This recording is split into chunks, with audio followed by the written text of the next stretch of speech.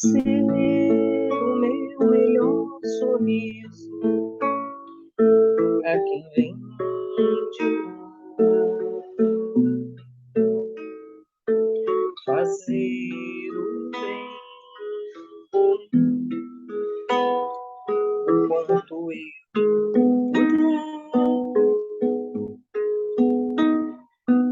ter a plena consciência de que para acontecer na vida basta estar de pé,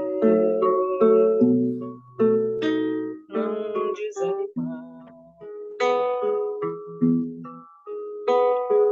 depositar igualdade por onde eu passar,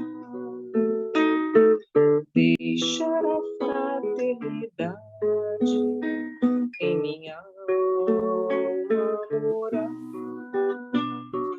incentivar a alegria, poesia, ir além, ser a diferença na vida de alguém.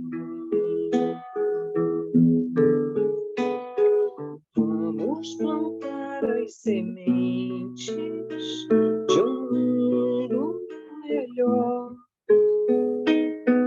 fertilizar o terreno dos nossos que vêm e gotejar esperança na seca da dor. Seja você mais um elo também.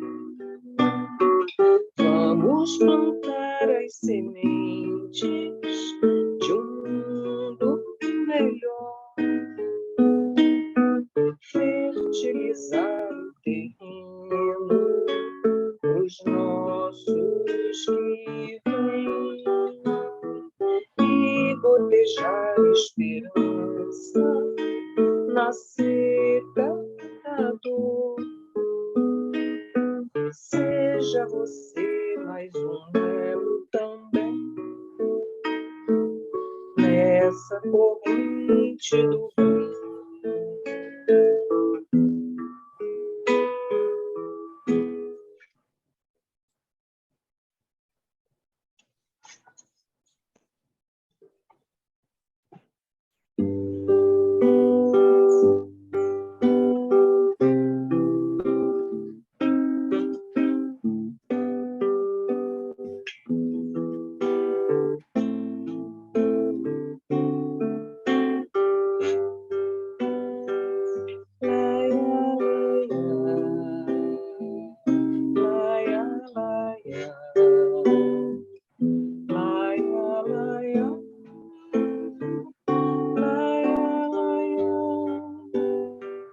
Tua mensagem, divino mestre, é a mensagem de paz e amor. Levanta o fraco, anima o forte, traz sempre alívio ao sofredor. Na tua senda, o caminheiro não sente o peso da sua cruz, porque caminha fitando o céu e te sentindo, Mestre Jesus.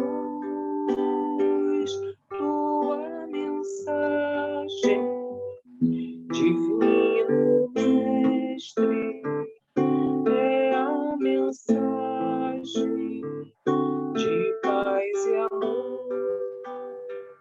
Levanta o fraco, anima o forte, traz sempre alívio ao sofredor.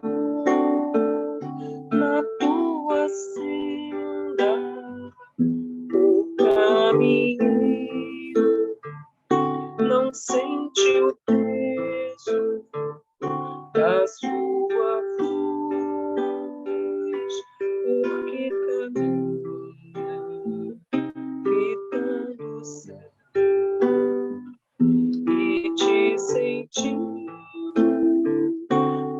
Mestre Jesus, laia, laia, laia, laia, laia, laia, laia, laia.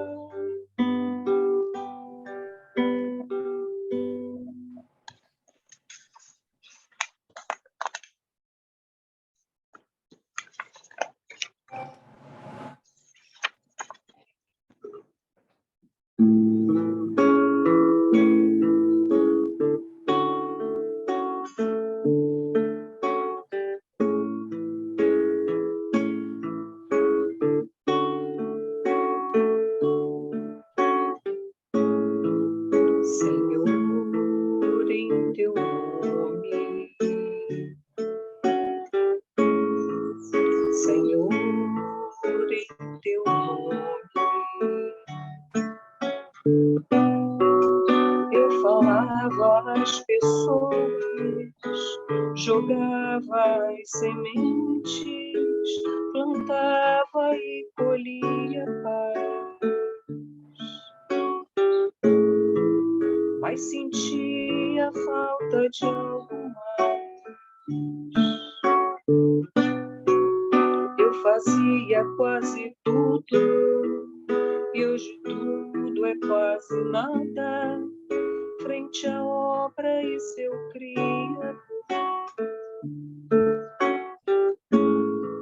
Sinto não sabermos dar, faltava-me mudar.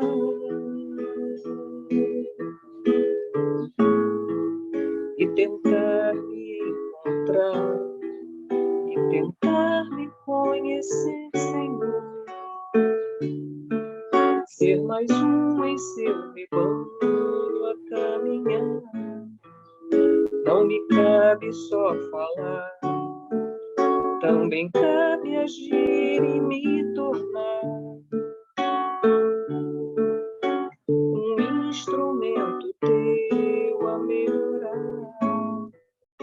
Senhor, em teu nome, Senhor, em teu nome, eu fazia muitos planos, mas os anos seguem em frente e nos fazem ver quem somos. Cometemos mil enganos. Eu queria ser um pleme, mas agia como âncora, retardando o meu caminho. Sou o meu próprio espinho. Faltava-me mudar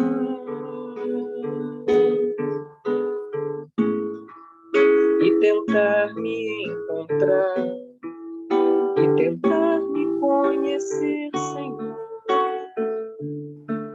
Ser mais um em seu rebanho a caminhar.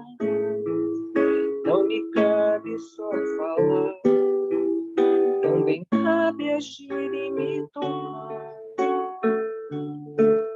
um instrumento teu a melhorar. Senhor, em teu nome, Senhor, em teu nome, Senhor, em teu nome.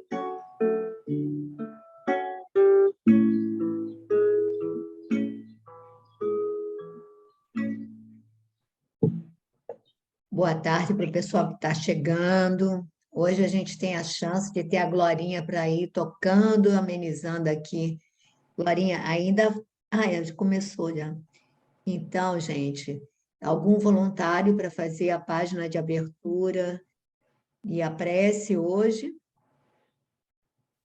Algum voluntário? Não. Eu vou pegar, então, vou pedir a Magali para fazer, para lembrar os velhos tempos. Vamos lá, Magali? Tem que ligar o som, Magali.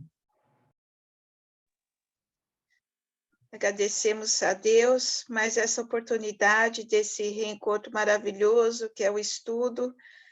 Chamamos assim também de Sagradas Escrituras, porque aprendemos com elas muito, muito mesmo, né? E então a gente agradece a reunião de hoje, pedimos força, fé, esperança e que esse estudo possa nos fortalecer mais nos nossos propósitos individuais, familiares, amigos, de país, né, de nação, da própria terra, e que esse estudo venha, então, esquentar o nosso coração, né, e refrescar a nossa mente de tantos problemas. Então, muito obrigada, e vamos começar, então, a leitura. Pepita, por favor, qual é o número do Pão Nosso? 119. 119. Ajuda-me sempre. Mas Paulo respondeu: que fazeis vós? Chorando e magoando-me o coração. Atos 21, 13. Constitui passagem das mais dramáticas nos Atos dos Apóstolos, aquela em que Paulo de Tarso se prepara à frente dos testemunhos que o aguardavam em Jerusalém. Na alma heróica do lutador não paira qualquer sombra de hesitação. Seu espírito, como sempre, está pronto. Mas os companheiros choram e se lastimam. E, do coração sensível e valoroso do batalhador do evangelho, flui a indagação dolorosa. Não obstante a energia serena que lhe domina a organização vigorosa, Paulo sentia a falta de amigos tão corajosos quanto ele mesmo. Os companheiros que o seguiam estavam sinceramente dispostos ao sacrifício. Entretanto, não sabiam manifestar os sentimentos da alma fiel. É que o pranto ou a lamentação jamais ajudam nos instantes de testemunho difícil. Quem chora ao lado de um amigo em posição perigosa, desorganiza-lhe a resistência. Jesus chorou no horto, quando sozinho, mas em Jerusalém, sob o peso da cruz, roga às mulheres generosas que o amparavam a cessação das lágrimas angustiosas. Na alvorada da ressurreição, pede a Madalena esclareça o motivo de seu pranto, junto ao sepulcro. A lição é significativa para todo aprendiz. Se um ente amado permanece mais tempo sob a tempestade necessária, não te entregues a desesperos inúteis. A queixa não soluciona problema. Em vez de magoá-lo com soluços, aproxima-te dele e estende-lhe as mãos. Bem, Pepita, eu li só agora, né? Mas eu penso que a gente tem que, nas nossas vicissitudes, né, na vida, a gente tem que estar sempre pronto a estender a mão, coração aberto, um sorriso no lábio ou nos olhos, um gesto, um abraço, para fortalecer aquele que está em situação, vamos dizer, em situação de luta, de prova. A gente tem que tentar ajudar com toda a nossa luz do coração, a nossa luz divina, da melhor forma que a gente puder, encorajar, né? Essa palavra, encorajar para a hora de provação necessária, né? Que todos nós passamos, não importa onde a gente esteja, se é na casinha de sapé, se é no palacete, país mais rico, país pobre, não importa, a gente tem as nossas provações, assim como Paulo teve, né? E Jesus, então, mais do que ninguém, e ele consolou os outros. Então, Eu acho que todo esse estudo que a gente tem feito, né, cada uma no seu caminho, no seu lar, é para mostrar isso para a gente. A gente tem que estar firme, forte e ser fiel a tudo que Deus nos ensinou, né? Porque a gente vê por aí nos carros, Deus é fiel, mas o quanto nós somos fiéis, né, a tudo que nós aprendemos. Então, acho que não importa, às vezes, a nossa dor, mas a gente sabe que a gente está sendo sempre amparado por Deus, por Jesus, nossos mentores espirituais, e é muito bom que, se a gente um dia puder consolar alguém, dar um sorriso numa hora que tem aflição, eu acho que a gente ganhou o ar que nós respiramos, né? A gente merece o ar que respira. Enquanto a gente não puder fazer isso, está em desespero, a gente vai aprender a um dia poder ajudar, né? Com força, com luz, com palavra. Mas passo a palavra, Pipita. Então, nessa passagem, essa passagem acontece quando Paulo ele se dirige para Jerusalém, quando ele pede, né? Tiago pede ajuda, e ele, lá em Cesareia, vai se hospedar na casa de Filipe e Ágabo. Vem, que ele era um grande médium, e ele, como eles dizem, profetiza, ele anuncia, ele representa, ele faz a representação do que vai acontecer com Paulo em Jerusalém. Então, ele, com o cinto dele, amarra Paulo, como ele vai ser amarrado, vai ser preso, coisa e tal. E a coisa cria uma comoção tão grande que o próprio Lucas chora, fica assim, abalado, porque, na realidade, aquelas pessoas que ficavam em torno de Paulo, eles viam em Paulo sustentáculo, eles viam em Paulo, né, aquela força, como ele, energia, como, Emmanuel fala sempre de uma energia serena, ou seja, ele era uma pessoa que, embora fosse muito enérgica, ele não era aquela pessoa de se desestruturar. E eu acho muito interessante quando ele diz, ele responde: que fazeis vós chorando e magoando meu coração? Ou seja, ele precisa enfrentar aquelas dificuldades, e aí, se as pessoas choram e cria aquela comoção, a pessoa amolece, né? A pessoa, de uma certa maneira, ela também se deixa envolver por aquela manifestação de temor, de receio, e ele é intrépido, né? Ele não tem esse receio. E eu acho muito importante a frase de Emmanuel quando ele diz e que que o pranto ou a lamentação jamais ajudam nos instantes de testemunho difícil. Jamais ajudam nos instantes de testemunho difícil. Quem chora ao lado de um amigo em posição perigosa desorganiza-lhe a resistência. Então, eu acho que isso aí diz tudo.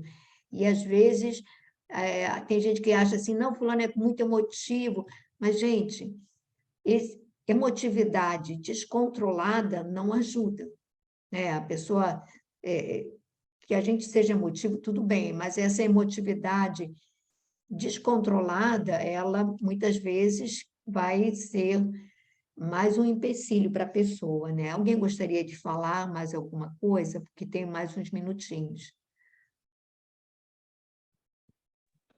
Eu acho que, né, o que também é bonito é dizer que Emmanuel fala que Jesus chorou no horto quando sozinho, mas em Jerusalém, sob o peso da cruz, roga às mulheres generosas comparáveis e tal. E a gente vê também Paulo, em alguns momentos, na sua solidão, ele derrama a sua lágrima. Sim. Mas nas situações em que é necessário você demonstrar, você dar o seu testemunho, ele estava lá firme, né? E nós, né, particularmente, né, vou dizer por mim, a gente se desestrutura com o sofrimento de um ente querido e fica assim, né, às vezes na lamentação, e não entende que com isso a gente não consegue amparar, né, a pessoa. A gente vê tantos exemplos, né, no próprio mundo espiritual, né, aqueles que se propõem a auxiliar, a amparar, eles têm o semblante firme, não é? O coração disposto né, a dar palavras para que a pessoa saia, né, daquele... Então, deveria ser a nossa postura, né? Ter essa serenidade que você falou, né, para poder amparar, né, o outro. Mas que a gente viu, né, que até Jesus derramou a sua lágrima, mas no momento certo, né, nas situações corretas, né? Nós temos ainda 3 minutinhos. Alguém gostaria de fazer mais alguma colocação? Senão a gente passa para... Eu já ia falar, a gente passa para Paulo Estevam, mas a gente passa para 2000 anos. Tá? Então, vamos lá para 2000 anos. Sandra, você quer dar continuidade aí ao prefácio? Dou sim, querida. Nós vamos retomar Ante minha alma, para que tenhamos mais o fio da meada, não é? Então, diz lá na introdução: ante minha alma surgem as reminiscências das construções elegantes das colinas célebres. Vejo o Tibre que passa, recolhendo os detritos da grande Babilônia imperial, os aquedutos, os mármores preciosos, as termas que pareciam indestrutíveis. Vejo ainda as ruas movimentadas, onde uma plebe miserável espera as graças dos grandes senhores, as esmolas de trigo, os fragmentos de pano para resguardar do frio a nudez da carne. Regurgitam os circos. Há uma aristocracia do patriciado observando as provas elegantes do campo de Marte e em tudo, das vias mais humildes até os palácios mais suntuosos, fala-se de César, o Augusto. Dentro dessas recordações, eu passo, Senhor, entre farraparias e esplendores, com o meu orgulho miserável. Dos véus espessos de minhas sombras, também eu não te podia ver no alto, onde guardas o teu sólio de graças inesgotáveis. Enquanto o grande império se desfazia em suas lutas inquietantes, trazias o teu coração no silêncio, e como os outros, eu não percebia que vigiavas. Permitiste que a Babel romana se levantasse muito alto, mas, quando viste que se ameaçava a própria estabilidade da vida no planeta, disseste: basta, são vindos os tempos de operar-se na seara da verdade. E os grandes monumentos, com as estátuas dos deuses antigos, rolaram de seus pedestais maravilhosos. Um sopro de morte varreu as regiões infestadas pelo vírus da ambição e do egoísmo desenfreado, despovoando-se, então, a grande metrópole do pecado. Ruíram os circos formidandos, caíram os palácios, enegreceram-se os mármores luxuosos. Para aí, Pepito? Pode comentar, Sandrinha. À medida que ele vai colocando o que aconteceu, né, nesse sentido em que o Públio Lentulus vai nos mostrar, a gente percebe, eu pelo menos sinto isso quando leio isso, é como se a gente estivesse caminhando junto com ele, naquela Roma antiga, naqueles momentos históricos que nós conhecemos, não é? Aquilo tudo que foi tão, tão magnífico e que se desfaz em muito pouco tempo, né? Em muito pouco tempo. Então, eu tinha marcado aqui reminiscências dessas construções, o valor da construção romana, não é? O valor em contraste com aquelas ruas movimentadas, onde pessoas sem nenhuma condição ali permanecem, rogando trigo, rogando pedaço de pano. E aí a gente viu, né, na semana passada, quão atual ainda é isso.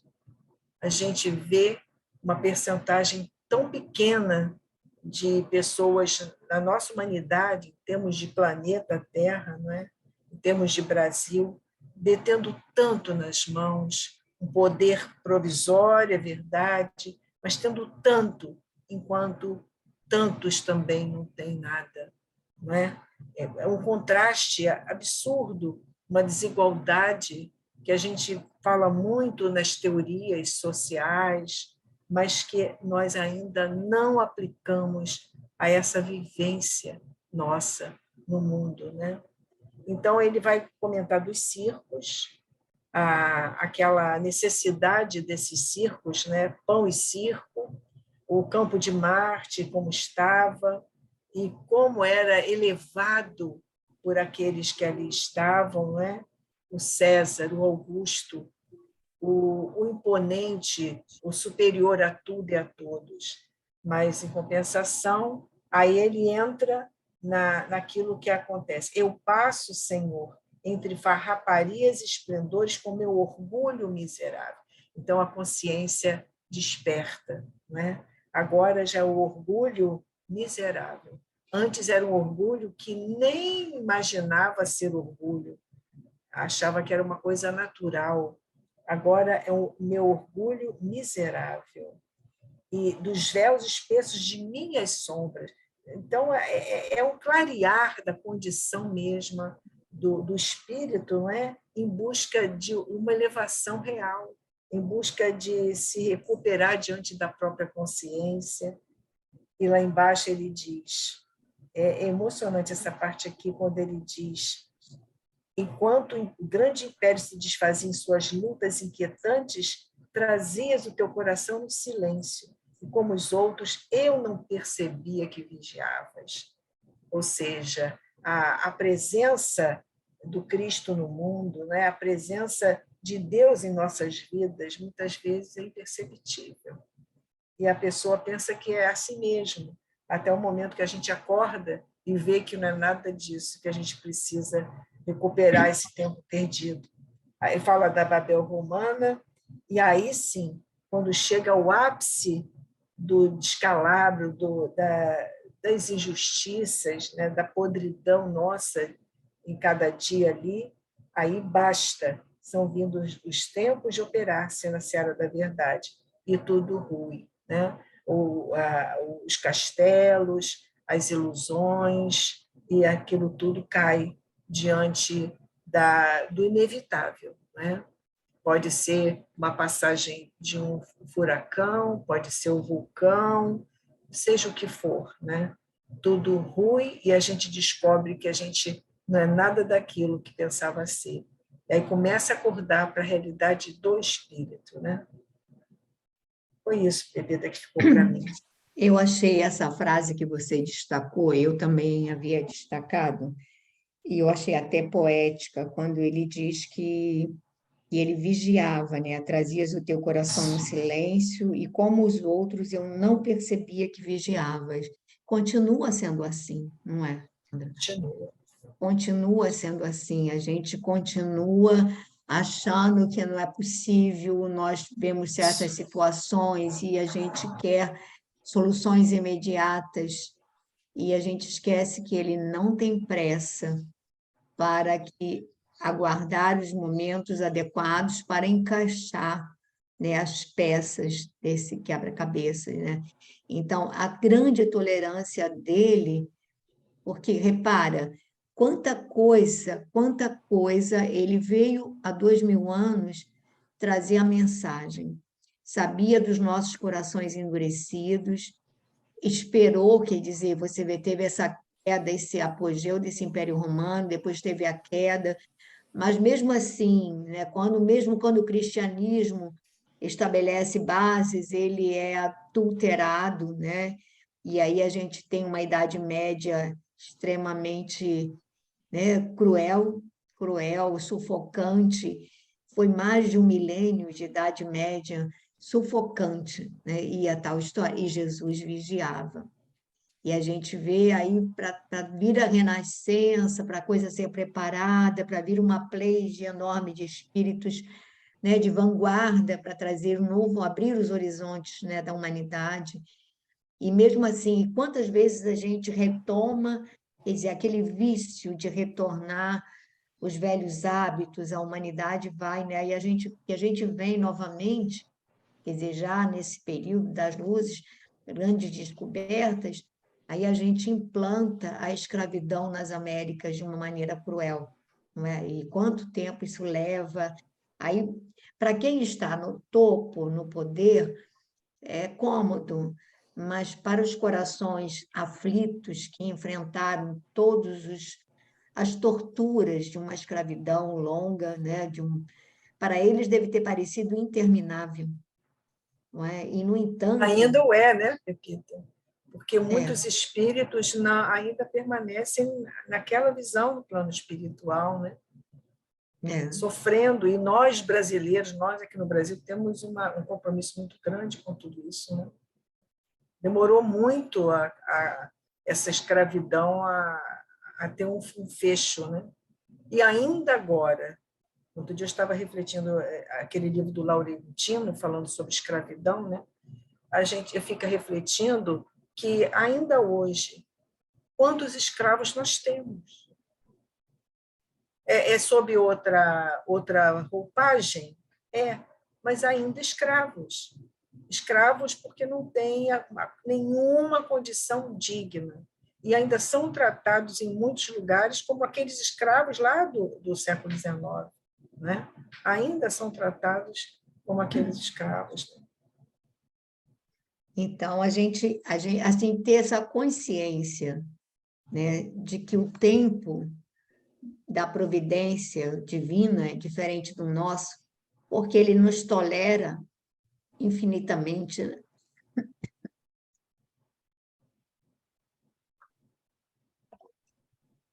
Verônica, estou sentindo que você está quase aí fechando os olhinhos. Lê um pouquinho, vai.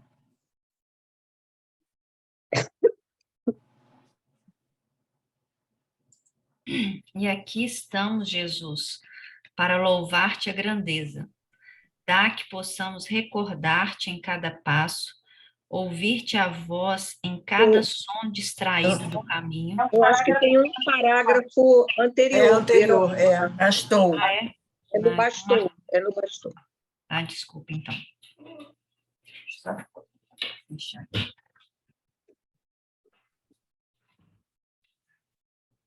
Bastou uma palavra tua, Senhor, para que os grandes senhores voltassem às margens do Tibre como escravos misérrimos. Perambulamos assim dentro da nossa noite, até o dia em que a nova luz brotar em nossa consciência. Foi preciso que os séculos passassem para aprendermos as primeiras letras de tua ciência infinita, de perdão e de amor. E aqui estamos, Jesus, para louvar-te a grandeza. Dá que possamos recordar-te em cada passo, ouvir-te a voz em cada som distraído do caminho, para fugirmos da sombra dolorosa. Estende-nos tuas mãos e fala-nos ainda do teu reino. Temos sede imensa daquela água eterna da vida que figurastes no ensinamento à samaritana. Termina a prece? Vai até mais um pouquinho, não vai dar para terminar, mas vai dar para mais um pouquinho. Exército de operários do teu evangelho, nós nos movemos sob as tuas determinações suaves e sacrossantas.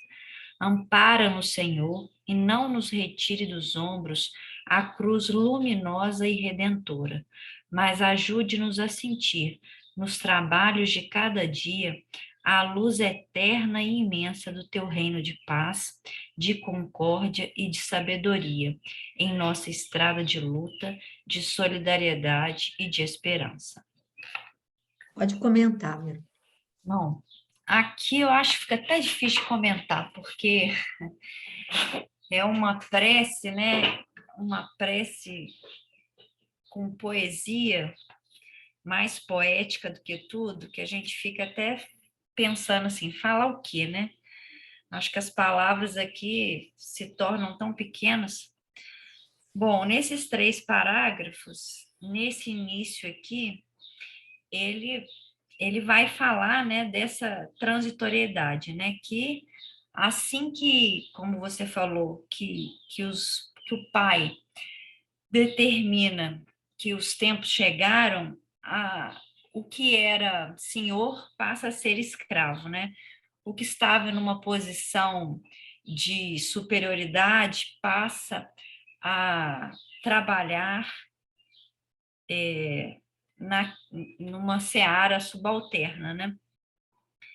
E assim a gente vai perambulando para que essa, como ele coloca aqui, até uma luz brotar em nossa consciência. E aí ele coloca que foi preciso que séculos passassem para que aprendêssemos as primeiras letras de tua ciência infinita, de perdão e de amor. Isso ele está falando de Emmanuel, né? Emmanuel está falando para ele, né? Então, assim, eu fico me perguntando se eu já aprendi alguma coisa, né? Que a gente está ainda no beabá, bem no iniciozinho de aquisição mesmo desses ensinos do Evangelho, para que a gente possa realmente trilhar um caminho novo, né? Já o segundo parágrafo, ele fala, aí ele pede, né? Aí ele pede que a gente possa lembrar de Jesus em cada situação, em cada ouvir a voz dele, em cada som distraído, vê-lo em cada irmão nosso necessitado. Deixa eu ver aqui mais. Eu acho tão difícil comentar a prece, porque a prece eu acho que é mais o sentimento em si, a gente querer explicar alguma coisa, eu acho bem, bem difícil. E por fim, ele termina pedindo que não nos retireis dos ombros a cruz luminosa e redentora, mas ajuda-nos a sentir, nos trabalhos de cada dia, a luz eterna e imensa de teu reino de paz, né? Como ele sabe que não tem como a gente seguir Jesus sem a nossa cruz, ele sabe que é necessário, ele pede que não retire a cruz, as dificuldades, mas que nos ajude a sentir no trabalho de cada dia, nas nossas obrigações, a presença de Deus, né? Bom, completem aí. Eu achei também importante a condição que ele já se coloca quando ele diz: exército de operários do teu evangelho, nós nos movemos sob as tuas determinações suaves e sacrossantas.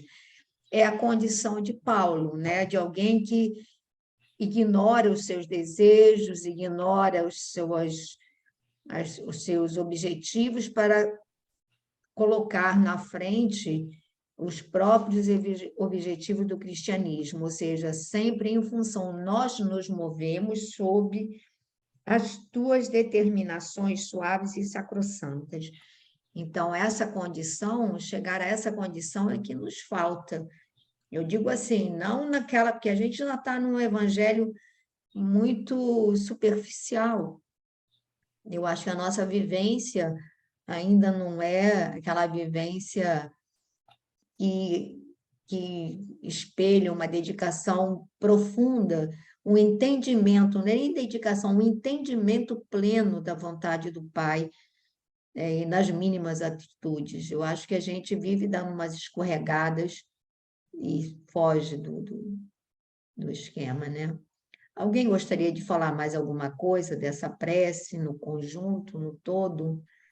Realmente, como disse a Verônica, ela é poética e é emocionante mesmo. Imagino o espírito fazendo essa prece, né? Porque nós estamos lendo a fala, mas imagina ele expressando isso. e foco de luz devia ser, né? Alguém mais gostaria de falar alguma coisa? Bom. Edith, você quer ler um pouquinho ou não? Tá com livro, sem livro? Nunca sei a tua... Vou ler. Tá sem som. Ah, agora Vou tá ler. bom. Vou ler. Tá bom. Em 8 de fevereiro último, véspera do término da recepção deste livro, agradeci a Emmanuel o concurso de seus companheiros encarnados em comunicado familiar, do qual destacamos algumas frases. Meus amigos, Deus vos auxilie e recompense. Nosso modesto trabalho está a terminar. Poucas páginas lhe restam e eu vos agradeço de coração. Reencontrando os espíritos amigos das épocas mortas, sinto o coração satisfeito e confortado ao verificar a dedicação de todos ao firme pensamento de evolução, para a frente e para o alto, pois não é sem razão de ser que hoje laboramos na mesma oficina de esforço e boa vontade. Jesus há de recompensar a cota de esforço amigo e sincero que me prestastes e que sua infinita misericórdia vos abençoe, é a minha oração de sempre. Aqui ficam algumas das anotações íntimas de Emmanuel, fornecidas na recepção deste livro.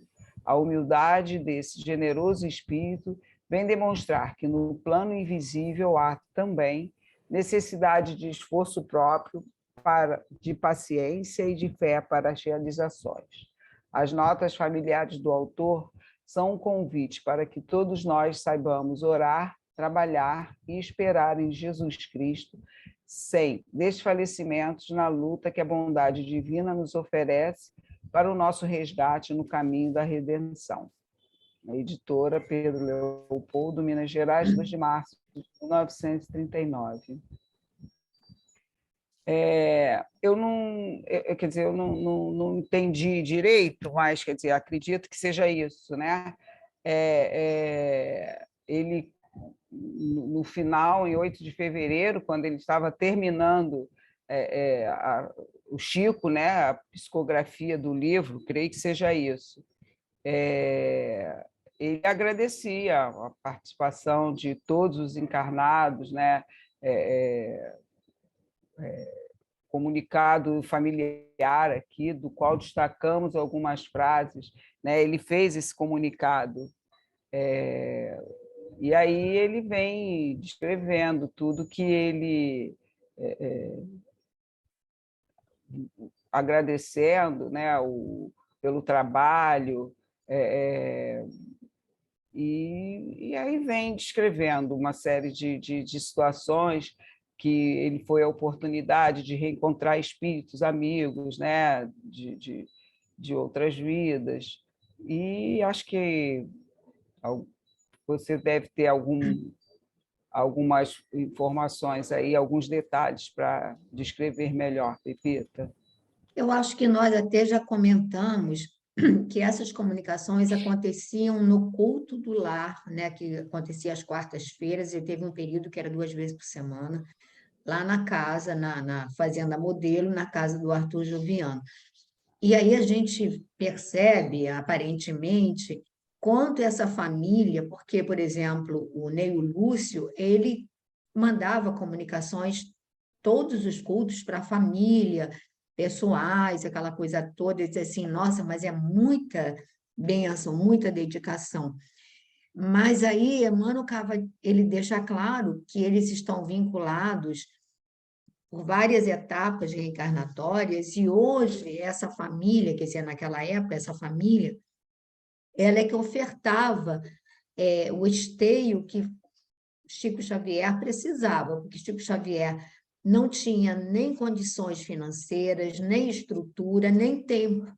Ele já passava horas, entrava pela madrugada para psicografar o livro, tinha que acordar cedinho para ir para a Fazenda Modelo.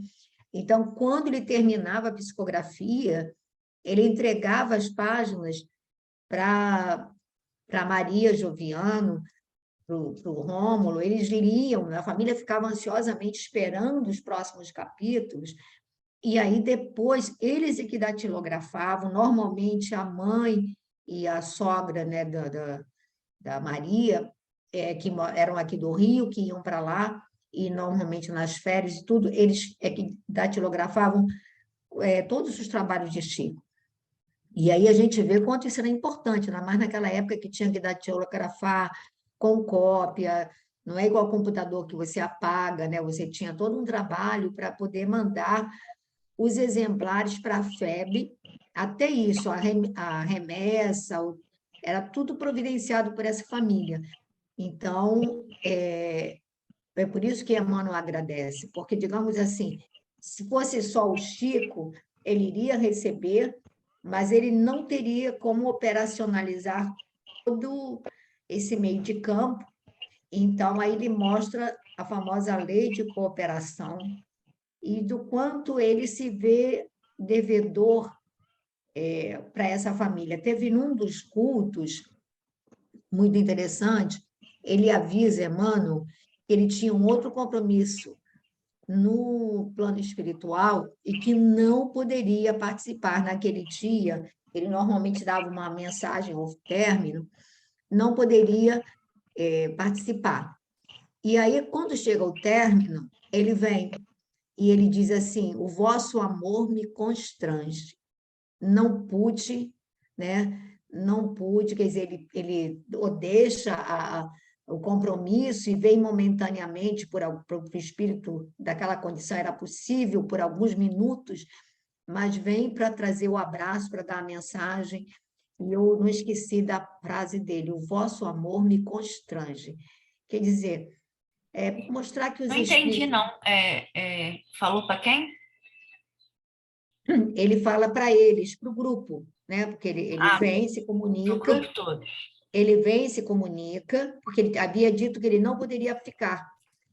Só que aí, ao término, ele vem como habitualmente vinha e diz que ele veio porque, quer dizer, ele ficou preso, quer dizer, eles pensando, eles vibrando, e disse: o vosso amor me constrange. Ele não pôde evitar de se fazer presente para trazer o abraço final. Quer dizer, aquele abraço, um simples abraço, umas palavras apenas, mas a gente vê que entre os espíritos nobres há também esse movimento, né, da gratidão, do amor, de tudo, né? Eu acho que isso é bem, assim, no momento que eu li isso me tocou, porque eu digo, gente, é coisa, né? Alguém gostaria de falar mais alguma coisa a respeito? E, Pepita, ele me dá a impressão aqui, em alguns momentos, de que todas essas pessoas participaram também desse enredo, né? Eu não sei se eu estou enganada, né? Quando ele diz reencontrando os espíritos amigos de épocas mortas, e não é sem razão de ser que hoje laboramos na mesma oficina de esforço e boa vontade. A impressão que me deu é que muitos personagens dessa história estavam ali, né? Não sei. Glorinha, não há 2000 anos. No Sementeira de Luz, eles fazem uma planilha mostrando, por exemplo, Emmanuel nessas diversas encarnações, a Maria Joviano, o Rômulo, eles fazem, e aí a maioria deles aparece, alguns aparecem em 50 anos depois, que é o caso como é que se diz? Do Neio Lúcio, que é o avô da Célia, né? Que é o espírito iluminado de uma hierarquia muito elevada, que, digamos, supervisiona essa família toda, que é, na Igreja Católica, canonizada como Santa Cecília, né?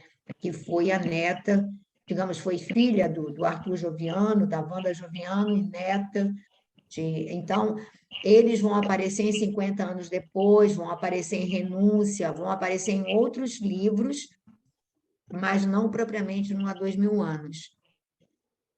Mas então já estavam ali preparando o ambiente para o futuro.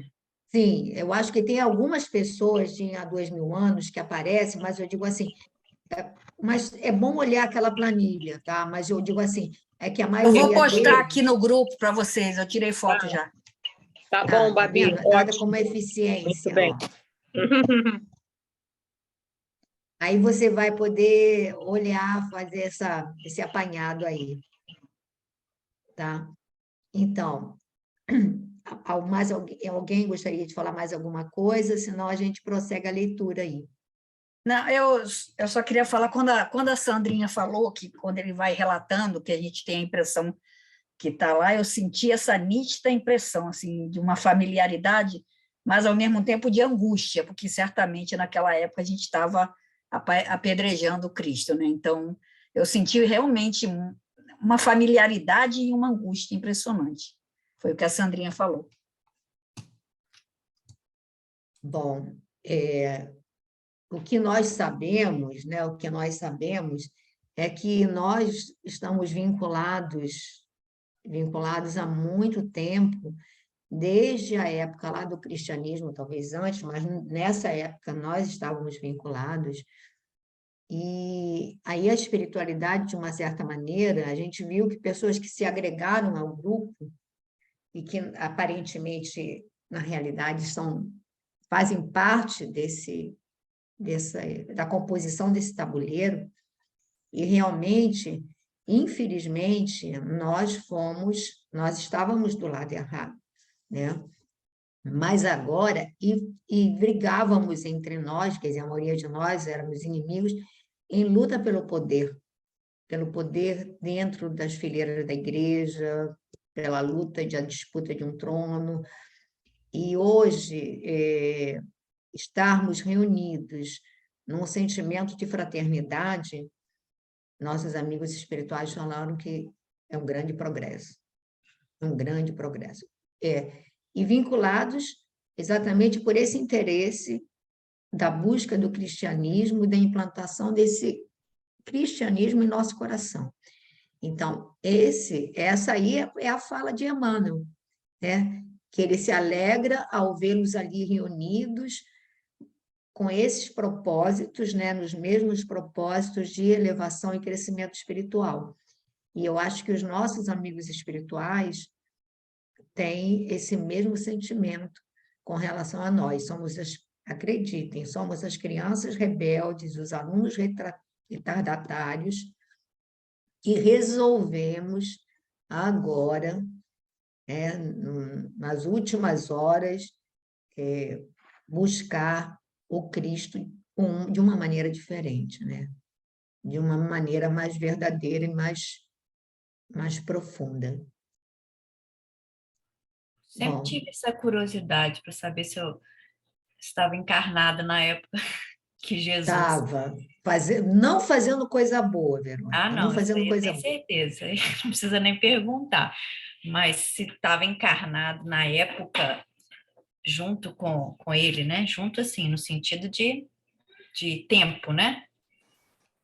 Agora pensa, se Emmanuel ele volta atrás e ele se penitencia e sente porque não aproveitou aquele momento, e diga-se de passagem, Emmanuel não o apedrejou, não contribuiu para a sua crucificação, apenas estava com o coração fechado ainda, não conseguia abrir mão, precisava da grande dor para poder abrir mão de tudo isso. Se ele sente, agora você imagina quando a gente conseguir rebobinar o nosso filme, nosso tape, e perceber que, olha, estivemos frente a ele, como hipócritas e fariseus, como intrigueiros, como tudo isso. Olha, qual não será o nosso constrangimento, qual não será o nosso sentimento de perda de oportunidade, né? E aí eu acho que a gente precisa mesmo abraçar o que a página disse inicialmente, nas pequenas coisas, né? Ouvir o som, como ele diz na prece, ouvir a tua voz nos tons perdidos nas esquinas aqui, nos sons. Ou seja, em cada oportunidade, né, a gente ouvir a voz do pastor nos chamando, nos concitando a uma prática diferente, né? Eu acho que é por aí, né? Mas eu deixo para vocês falarem, senão fica muito monótono só eu falando. Eu fico aqui pensando, Pepita, nessas reflexões que você está passando para nós, do amor, desse não desistir de nós, de Jesus, dos mentores, porque nós reencarnamos e fomos buscar, nós somos trabalhadores da última hora. Está lá no Evangelho. Você vem errando, você vem falhando, mas eu acredito que você pode se modificar. Eu acredito que você pode ir em frente. Aí a gente encontra a doutrina dos espíritos na vida da gente. Ou seja, é um reformular de posição de muitos séculos que a gente não tem noção. Então, quando a gente opta pela doutrina, é com muito amparo espiritual, é com muita proteção desses mentores que nos amam profundamente, sabendo dos nossos erros, das nossas falhas, mas eles sabem que nós começamos o fio da boa vontade, né? Começa esse fiozinho da boa vontade. Começou no arrependimento, não sabemos quando, o fato é que não deve ser muito lá para trás, deve ser recente, porque nós voltamos com essa oportunidade dentro da doutrina dos espíritos. Isso me faz refletir muito. E quanto de tempo a gente perde, muitas vezes, né? Nessa reformulação real da nossa individualidade. Sem contar, Sandra, que muitos de nós convivemos com Kardec. Convivemos com Kardec. Mas você sabe, coração fechado, fica muito aberto à filosofia, não é? Muita filosofia e pouco amor, né? Aí fica aquela pessoa, a gente se questiona, assim, muito questionamento e pouca vivência, né? E a nossa perda de tempo vivendo na superfície sempre, né? Das nossas conveniências da superfície. Porque se nós tivéssemos, digamos assim, um contato com Kardec, nós tivéssemos absorvido de verdade, tinha sido que nem foi com Paulo, não com essa grandeza de Paulo, mas teria sido, não é? Teria sido mais profundo, né? A gente está aqui agora, eu digo assim, se eu não tivesse a doutrina na mão, eu acho que continuaria aí, né, num processo de rebeldia diante do mundo, achando que está tudo errado, que tudo injusto, tudo fora dos padrões, né? Querendo justiça a todo É. custo. Tem aquela mensagem, eu não lembro bem de qual livro, Espíritas pela Segunda Vez, vocês devem todos conhecer, né? Sandrinha, não me lembro dela, não. Se você achar, depois se posta para a gente. Eu tenho um livro conhecido de todos nós, não é um livro assim novo, não, mas aquilo me toca muito quando eu leio Espíritas pela Segunda Vez, mostrando que a maioria de nós encontrou o espiritismo, né, na existência pretérita, mas que está voltando justamente para fixar valores, começar a fixar, né, fazer alguma coisa pelo menos, né? Não ficar nessa superfície, como você diz. Sandrinha, eu vou procurar. Sandrinha, acho que é no livro Pensamento e Vida de Emmanuel. Não é lá, não. É no livro de mensagens. É no livro de Ceareiros de Volta, uma coisa assim. Eu vou procurar e passo para vocês, para a gente reler com cuidadinho. Muito bem. Bom, meninos, a gente ainda tem uns minutinhos. Pronto, mas tem a Glorinha, ainda tem, porque vai até 17h15, né? Então, Glorinha, quer ler um pouquinho?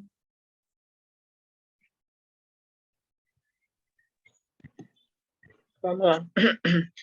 Capítulo 1. Dois amigos. Os últimos clarões da tarde haviam caído sobre o Vou só acender a casario. luz aqui. Pode prosseguir, Glorinha, só vou acender a luz aqui em casa.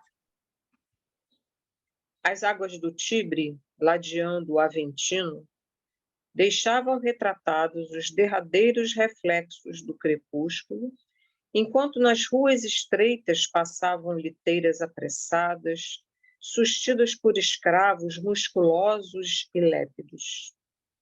Nuvens pesadas amontoavam-se na atmosfera, anunciando aguaceiros próximos, e as últimas janelas das residências particulares e coletivas fechavam-se com estrépito ao sopro forte dos primeiros ventos da noite.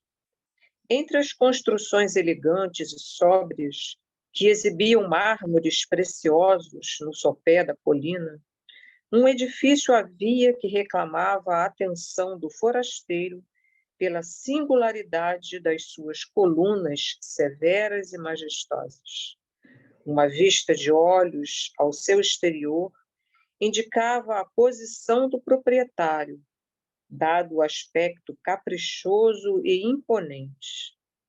Era, de fato, a residência do senador Públio Lentulus Cornélius, homem ainda moço, que, à maneira da época, exercia no Senado funções legislativas e judiciais, de acordo com os direitos que lhe competiam como descendente de antiga família de senadores e cônsules da República.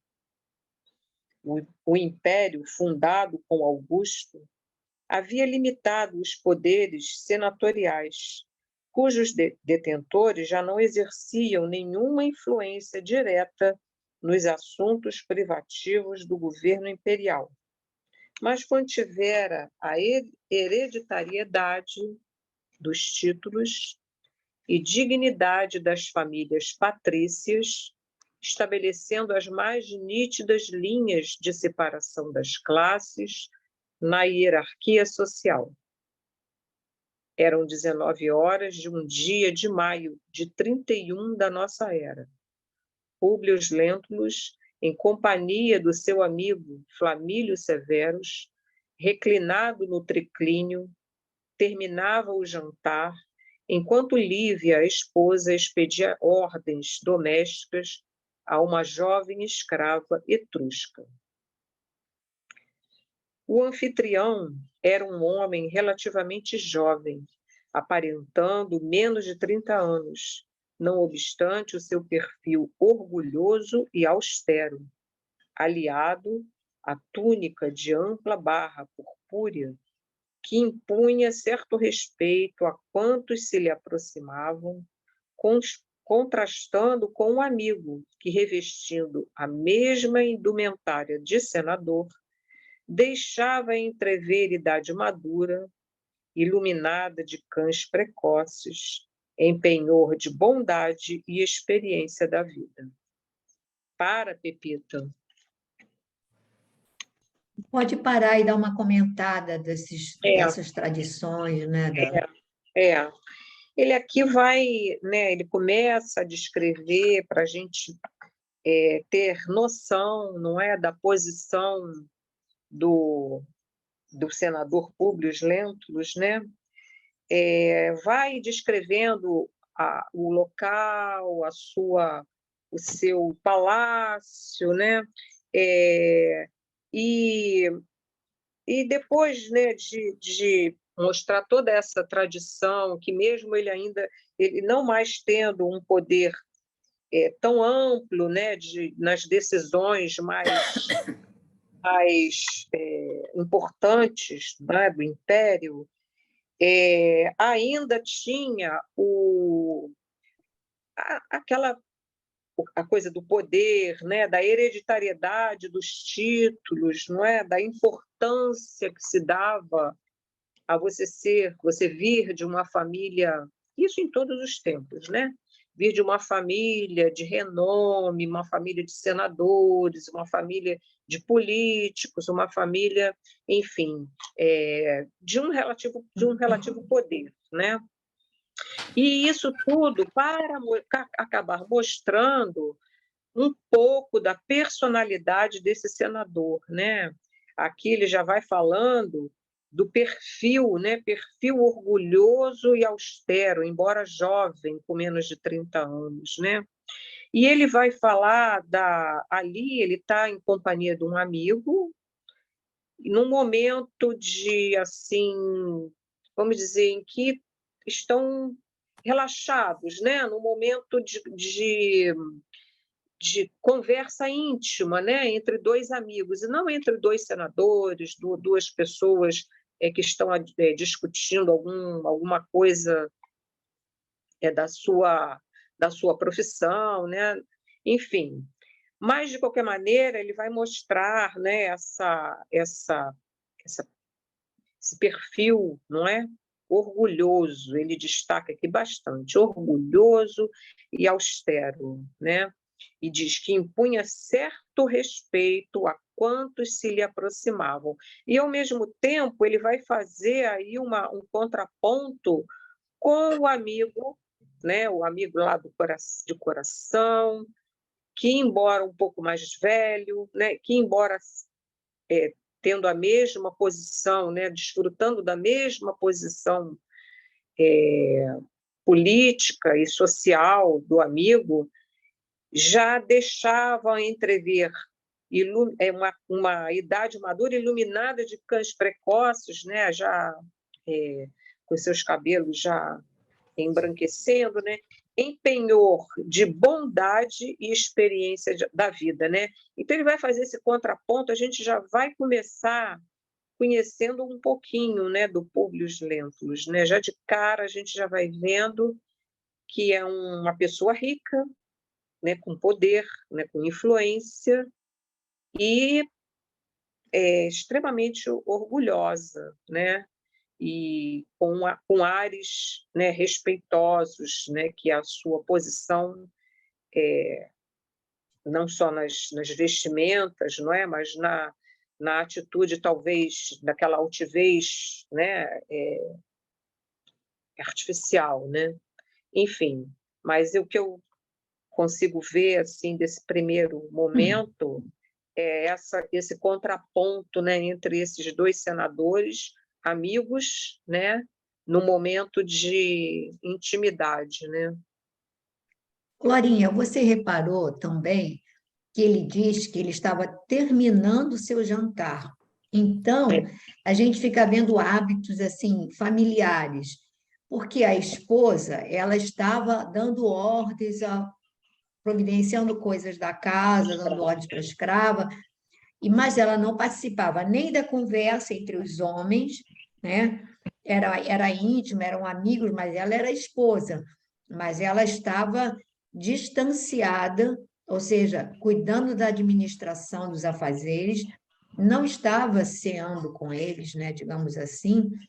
Então, isso não devia ser comum, isso, né? Você recebeu um amigo, aí tem as suas conversas, você serve a refeição para ambos, e você mesmo sendo esposa, né? Não é aquela coisa oriental, mas ela não fazia parte daquele encontro e daquela conversa, né? Não sei E se outra vocês... coisa, Pepita, que me chamou a atenção, né, quando eu lia um pouco antes, aqui um pouco mais cedo, ele vai falando quando você falou aí da Lívia com a escrava, e ele destaca, né, que era uma escrava etrusca. Etrusca, etrusca. Etrusca. Aí eu fui olhar, coisa e tal, os etruscos, eles dominaram ali a Península Ibérica antes do Império Romano, e aí eles influenciaram muita coisa, né? E depois acabaram sendo dominados, né, por outros grupos. O Império Romano ascende e esse Império Etrusco acaba vamos dizer, se adaptando, né, a tudo. E aí eu penso assim, olha só, é uma coisa sutil, mas ele coloca a escrava etrusca, quer dizer, está ali na posição de escrava, muito provavelmente já esteve numa posição destaque, de domínio, né? Em outras eras, em eras remotas, mas sempre assim, né? Nessa coisa de você ver que Aí, tudo vai mudando de posição, né? mas, Glorinha, etrusco, eu vi, mas eu eu ia até ver. A que país hoje seria referente? Ali mesmo, na Península Ibérica, toda aquela região antes do Império Romano, pelo que eu li, eu não sei se alguém tem um conhecimento assim de história antiga até para consertar isso. Mas eu fui ler, eu falei, puxa, por que ele fala na escrava etrusca, né? Aí fala sobre os etruscos como sendo um povo que dominou a Península Ibérica antes da ascensão do Império Romano, né? Mas não diz de onde vem. Não, eles vêm, na verdade, eles vinham sempre de guerras, né, de domínio, né, um vai enfim, entrando nas terras alheias e estabelecendo o seu reinado, né? Agora, não sei, assim, dizer para você se eles viriam de algum estado estabelecido, alguma coisa assim, não sei. A gente teria que pesquisar melhor. Mas é Península Itálica, né, Glorinha? Itálica. Não ibérica. Eu falei ibérica, né? Península Itálica. Naquela região. Eles eram originários da Toscana. De onde? Da Toscana. Toscana, exatamente. Mesmo, da né? Itália mesmo.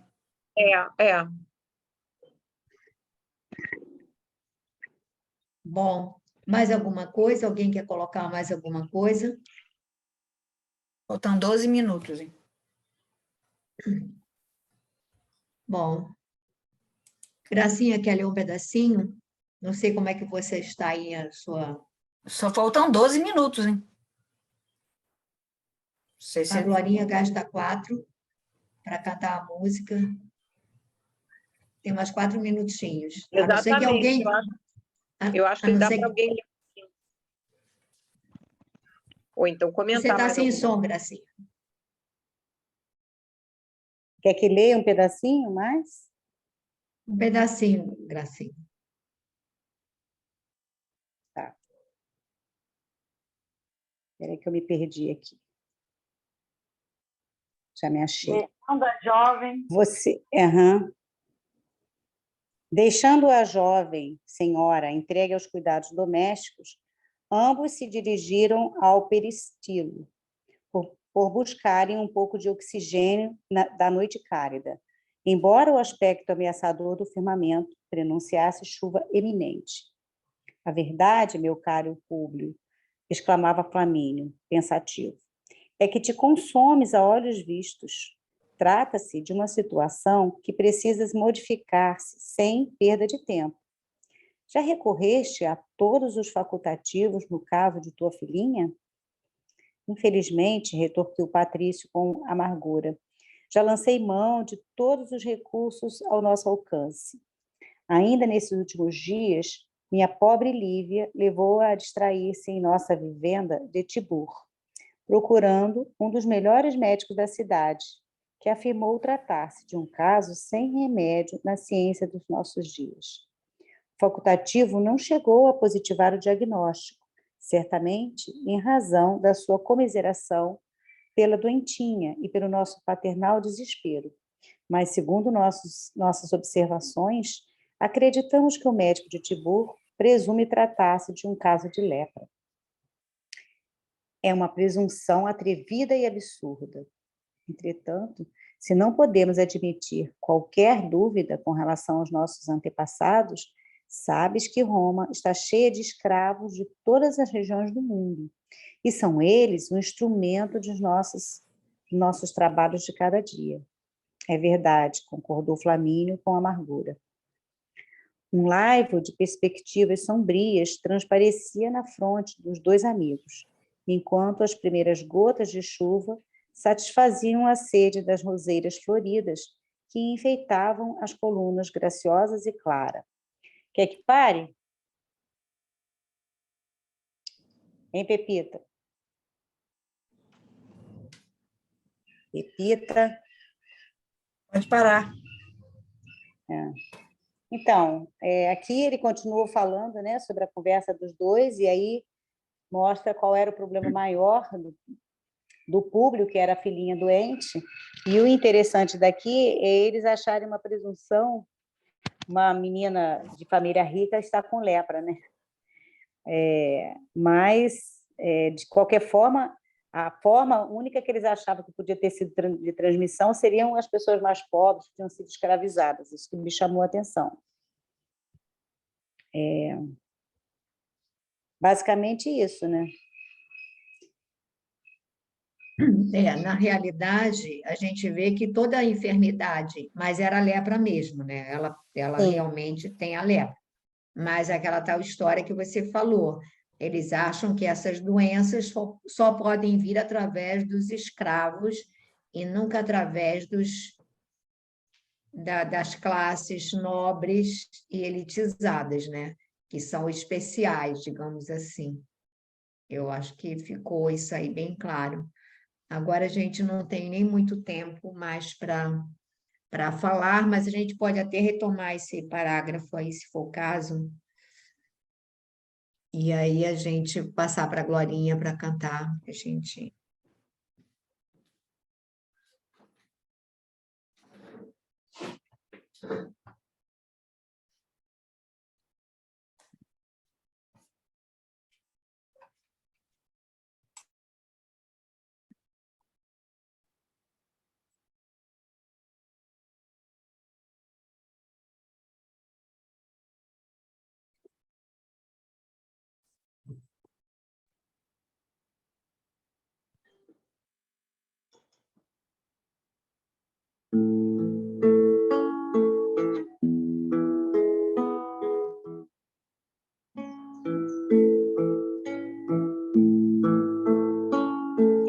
Nesse momento de prece e emoção,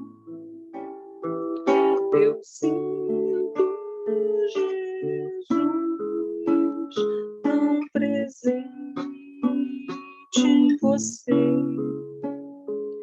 que está ao meu lado e me faz mergulhar nesse mar de brandura e paz.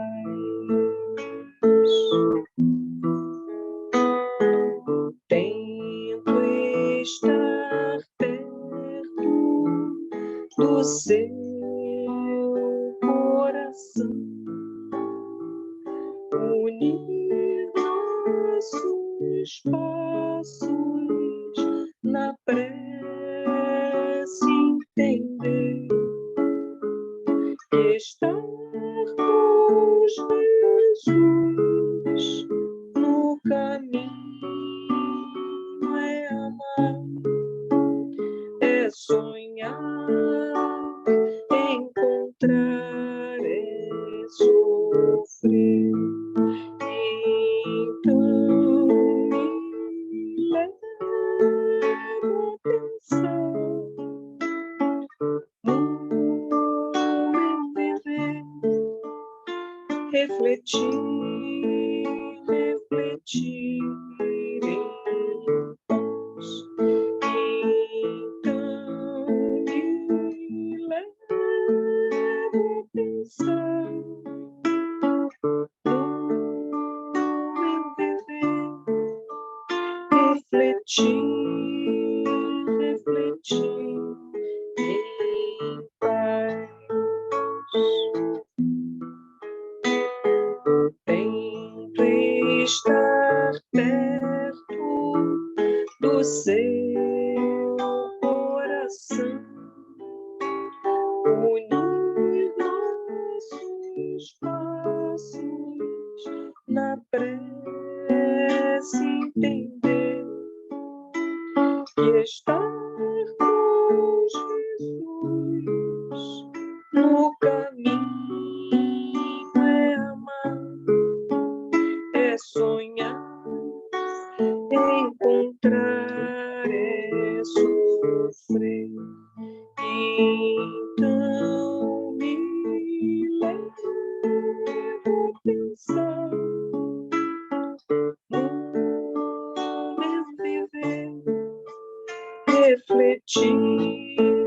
refletir em paz.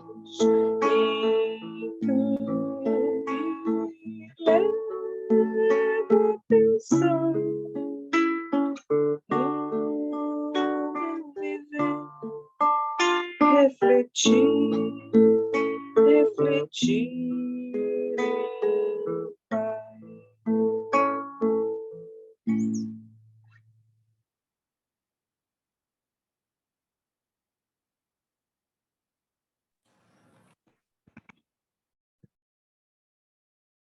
Agradecendo a Jesus a oportunidade que nos reúne em seu nome para esses estudos que mexem tanto com a nossa alma e nos fazem repensar e rever, Senhor, a nossa história, de espíritos rebeldes que somos ainda, recalcitrantes. E nós te pedimos, Mestre, que nos abençoes no propósito de mudança, que nos ajudes para que possamos nos empenhar para sermos pessoas melhores, que possamos abraçar o teu evangelho com o coração, trazendo para a nossa vivência diária. Então, Mestre querido, abençoa-nos, Senhor. Permite que neste momento os teus mensageiros de luz possam visitar cada lar. O lar das nossas irmãs na distante Alemanha, vivendo momentos difíceis. Então te pedimos que as abençoes, que fortaleças seus laços familiares, que as fortaleças no enfrentamento das adversidades que se fazem presentes. E pedimos por todos nós aqui, Senhor. Cada um traz as suas dificuldades, traz as suas penas. Ajuda-nos, Mestre amado, para que possamos ouvir a tua voz, para que possamos sentir com o teu evangelho no coração, que possamos aprender a ser irmãos, a sermos fraternos, a lei da cooperação possa estar presente em nosso dia a dia. Então, Senhor, envolve a todos os espíritos que foram trazidos para participar desses estudos conosco. Envolve as nossas irmãs que hoje não puderam comparecer. Olha também por elas, Senhor.